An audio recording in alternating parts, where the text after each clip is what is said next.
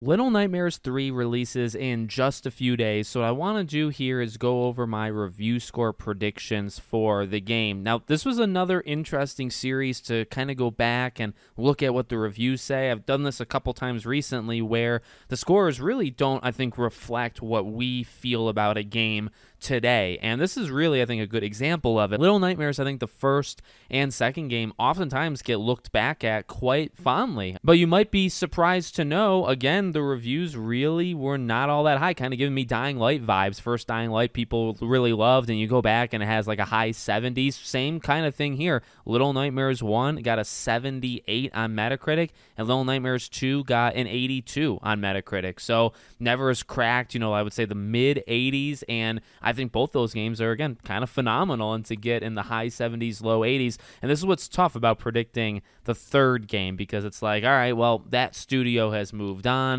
Supermassive is now fully in. But at the same time, it's like, well, you might expect a step back from Supermassive, but you look at those scores, it's not like they ever really got the most amazing scores in the first place. So this one is a hard one to predict. I feel like it'll either be another relatively high jump. I mean, it went up by 0.4, right, from 1 to 2. So if it does it again, you'd be looking at like a 85, 86, or does it kind of stay in that high 70, low 80 range? I'll assume that maybe there's a little step back taken because of Supermassive, but at the same time, maybe like a leveling out of the reviews because maybe the past games, should have got higher scores. So I'm going to predict Little Nightmares 3 will get between an 80 and an 82.